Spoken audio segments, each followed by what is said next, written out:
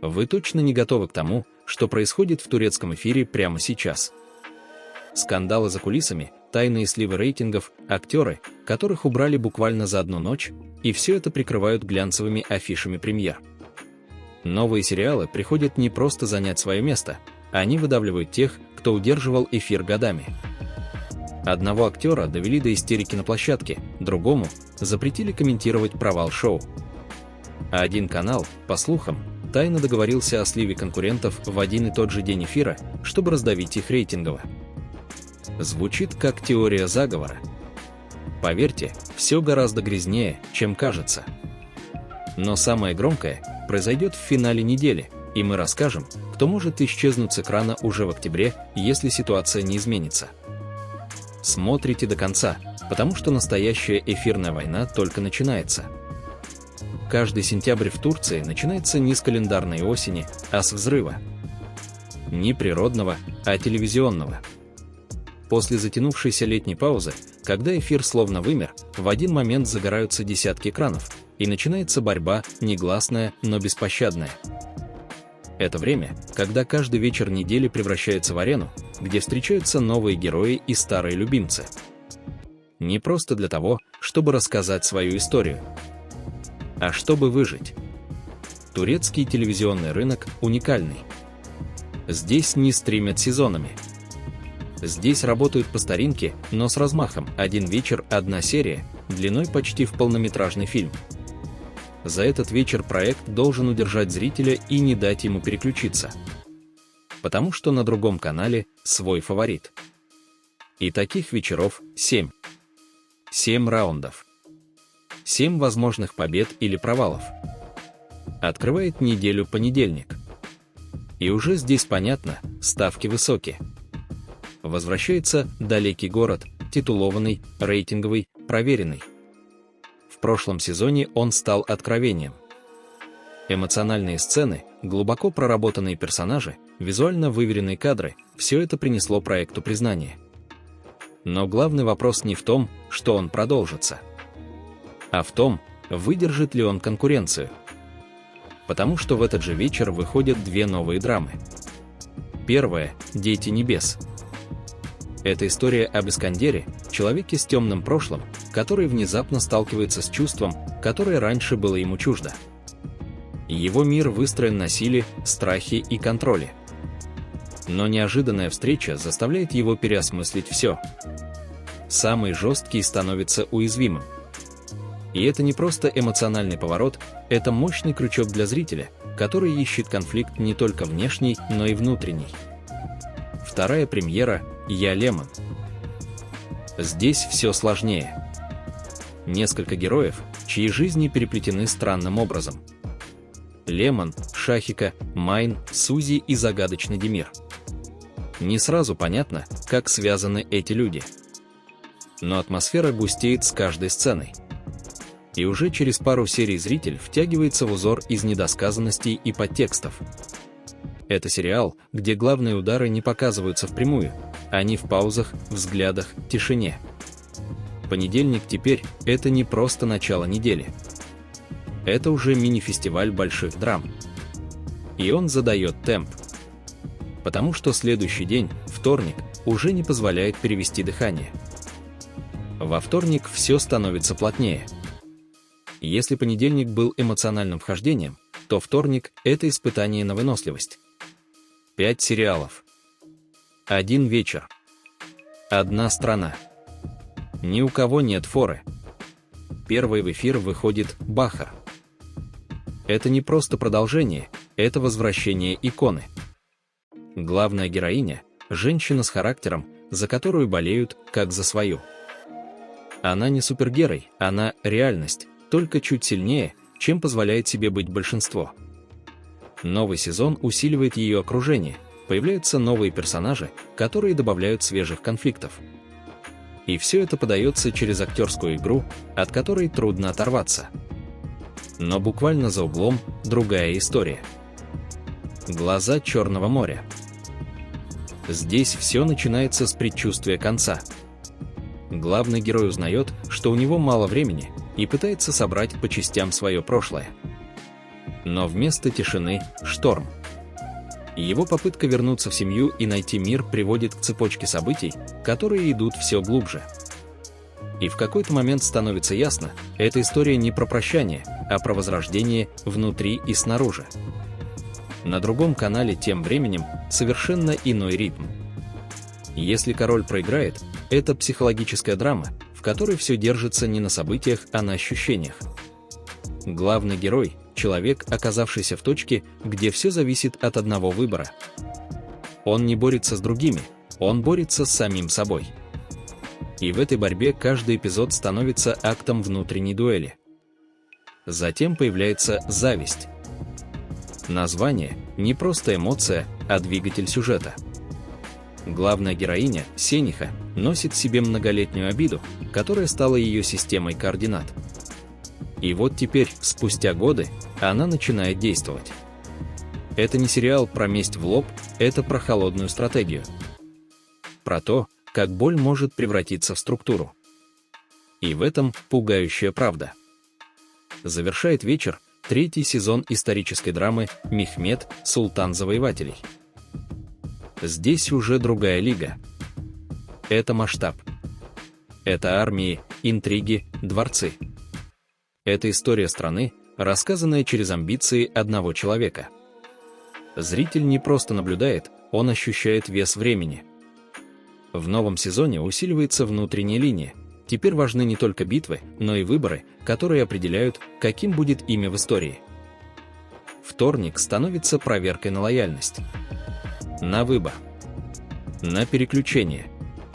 5 проектов, каждый из которых достоин отдельного вечера. Но у зрителя всего один. И этот внутренний выбор – настоящий драматургический конфликт недели. Но уже в среду напряжение не спадает. Оно просто меняет форму. Среда звучит иначе. После бурного вторника эфир словно делает шаг назад, чтобы перевести дыхание. Но только на первый взгляд. Здесь меньше проектов, но больше глубины. Это день, в котором ставка делается не на количество, а на устойчивость. Это те сериалы, которые уже завоевали доверие и теперь либо его оправдают, либо начнут терять. Возвращается «Беззащитные». Проект, который в начале 2025 года неожиданно вырвался в лидеры. История 6 сирот, пытающихся выжить в мире, который не слишком рад их присутствию. В этом сериале нет героических поступков. Здесь выживание не фигура речи, а ежедневная рутина. Эта история не про трагедию, а про силу. Сила быть живым, когда вокруг рушится все, что могло бы быть опорой. Во втором сезоне появляются новые лица, и каждая из них приносит с собой другой опыт, жестче, мрачнее, честнее. Параллельно продолжается мечта Эшрефа. Тот случай, когда название обманчиво. Мечта здесь не легкое грезное состояние, а почти проклятие. Эшреф борется не за успех, а за свою правду. И в новом сезоне его мир врывается персонаж, который меняет всю расстановку сил. Динчер – фигура напряжения. Он не просто антагонист, он олицетворение незавершенного прошлого. Он – вопрос, на который Эшреф не готов отвечать. Но придется. Среда цепляет не событиями, а атмосферой. Это не день сенсаций, это день, когда истории углубляются. Где герои становятся ближе. Зритель здесь не случайный. Он остается, потому что уже вложился. Потому что этих героев он знает. И, возможно, боится, что если пропустит хотя бы один эпизод, потеряет не сюжет, а часть эмоциональной связи. Именно это делает среду особенно стабильной. Но дальше снова слом ритма.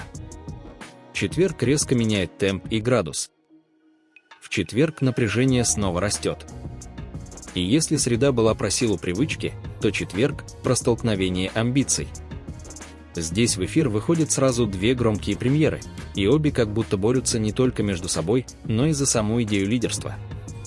Их названия звучат почти синонимично «преемник» и «наследный принц». Это не совпадение. Это вызов. Сначала преемник. История Серхата, человека, чье прошлое не дает покоя, и чье настоящее буквально рушится под тяжестью непрожитых выборов. Его жизнь – это лабиринт, и выход из него кажется все более призрачным. Особую интригу создает любовный треугольник. Это не банальная история ревности, а игра на грани. Когда каждое чувство оборачивается слабостью, а каждое признание – оружием. Атмосфера накалена до предела, и каждое слово героев звучит как предупреждение. Параллельно – другой мир. Наследный принц погружает в историю Тимура, который жил тихо и тяжело, пытаясь выбраться из долгов и последствий чужих ошибок. Но его жизнь резко меняется, когда он сталкивается с могущественной семьей. Он не знал, что может быть частью их мира. Но теперь он в нем. И уже не просто наблюдатель, а фигура, которую либо примут, либо вытолкнут. Сериал цепляет своей социальной драмой. Богатство и бедность, долг и честь, власть и страх – все это здесь не как декорации, а как двигатель каждого диалога. И на фоне всего этого возвращается гигант. Историческая драма «Основание» Осман выходит с новым сезоном и делает рискованный ход, временный скачок на 15 лет вперед. Зритель встречает уже не юного Османа, а зрелого правителя, готового передать власть своему сыну Архану. Это смелое решение, смена поколений, всегда испытание для сюжета. Но именно оно открывает новые линии и дает шанс взглянуть на привычную историю под другим углом. «Четверг» создает эффект перегрузки в хорошем смысле. Здесь зритель должен сделать выбор между личным и масштабным, между новыми лицами и историческими фигурами. Это вечер, когда любая промедленная реакция может стоить сериалу потери аудитории. Потому что впереди пятница. А она не прощает слабости. Пятница – это вечер, когда не экспериментируют. Здесь зритель приходит не за новизной, а за продолжением. Это день, когда работают проверенные формулы, но при этом именно в пятницу конкуренция становится особенно опасной. Потому что борьба идет не просто за внимание, за верность. А в эпицентре этой борьбы – клюквенный щербет. Этот сериал удерживает внимание аудитории уже 3 сезона, и с выходом 4-го стало ясно – эффект не ослабевает. Семейные конфликты, любовные линии, подковерные интриги и тема традиций, сталкивающихся с современностью, все это подано в формате, который уже стал частью ритуала пятничного вечера. Зритель знает этих героев, узнает в них свои переживания, и в каком-то смысле сериал становится зеркалом, в которое они смотрят каждую неделю. Но на эту территорию вторгается новинка. Любовь и слезы. Молодая наследница Мейра, воспитанная в роскоши, делает шаг в сторону, уходит из привилегированной жизни и начинает с нуля. Но правда вскоре настигает ее. Она встречает Селима, юриста, работающего на ее отца, и между ними вспыхивает чувство, которое сначала кажется спасением. 5 лет спустя их брак трещит по швам. Внешне классическая драма. Внутри – раскопки глубинных обид, гордости и попыток быть услышанным. Это сериал, в котором любовь не награда, а поле боя. И именно это может зацепить тех, кто ищет в экране не красоту, а правду. А рядом с этим – неумирающая легенда. «Опасные улицы». Проект, которому больше 2 десятилетий, продолжает выходить каждую пятницу. И несмотря на то, что его формат может казаться устаревшим, зрители возвращаются. Почему? Потому что это привычка, а привычка – сила. Здесь нет попыток удивить. Но есть стабильность. Это как старый знакомый, которого ты видишь раз в неделю, и он всегда одинаков, и в этом его ценность. Пятница становится полем противостояния между 3 временными линиями – прошлым, настоящим и попыткой начать заново.